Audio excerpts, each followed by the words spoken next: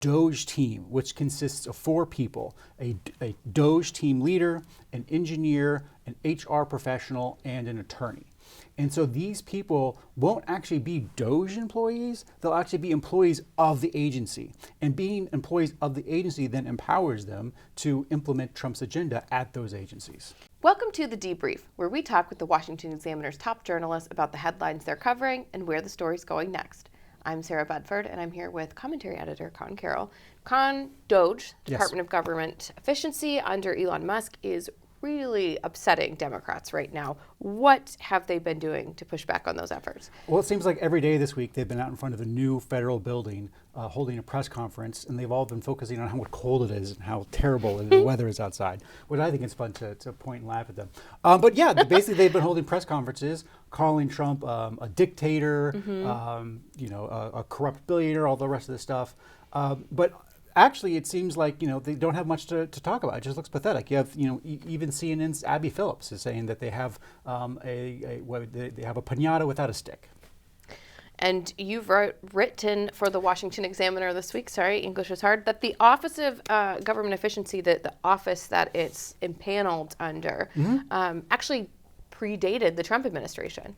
Yeah, so the executive order that Trump actually signed on his first day in office, creating Doge, all it actually did was rename an existing office called the United States Digital Service. Now, this was an entity that actually Barack Obama created in 2014 after the failure of healthcare.gov. So what he wanted to do was bring in a lot of young Silicon Valley talent to DC on a temporary basis where they could spend 6 months here, help different federal agencies modernize their technology, modernize their websites, and then head back to California. So the office has existed since then. It's had actually 3 separate administrators. One, Biden, or Obama had one when he created it. Trump had one during his term, and then Biden had one as well, and then she left in November after the election.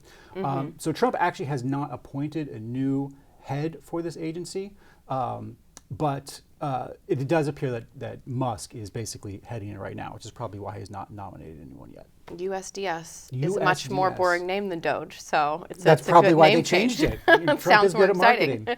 Do Doge employees actually have the authority to be doing everything that they're doing at these agencies right now? That's a complaint, right, that we're hearing from Democrats. This is unconstitutional, is it? Right. Well, it's an excellent question. And the short answer is yes, they do. And here's how Trump structured it within the executive order.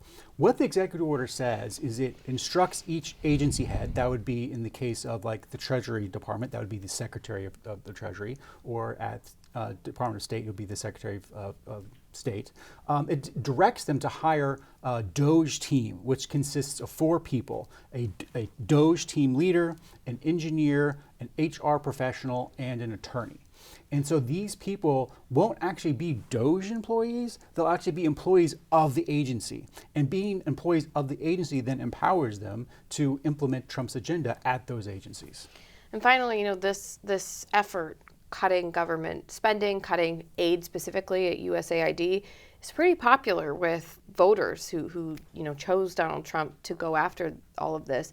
Do you think there's a sort of strategic element in Democrats going after Elon Musk more than they're going after what he's doing right now, his wealth, his conflicts of interest? I mean, do you think that's strategic on their part? For Democrats, yes. I think Democrats are definitely kind of choosing Musk as a target because they see him as a billionaire that they can say he's raiding the government from. But I just don't think it's paying out for them because it's not like Musk got rich off of stealing taxpayers' money. Right. He's not going to go in and hack a bunch of money from the Social Security system. He doesn't really need it. No, doesn't need it. That's not what he's trying to do. But I think more really, the Democrats are basically walking into a trap that I think Trump designed for them, which, foreign aid isn't popular. Government bureaucrats aren't popular. But here you have Democrats every day standing out in front of federal buildings, weeping big crocodile tears for foreign aid programs and the government bureaucrats that run them. It's like the American people don't care. Let those people suffer. So, Trump, the Democrats are just playing right into Trump's playbook, and it's not working out for them so far. Well, Conn, thank you so much for being here today. You can get more writing from Conn and the rest of the commentary team at washingtonexaminer.com.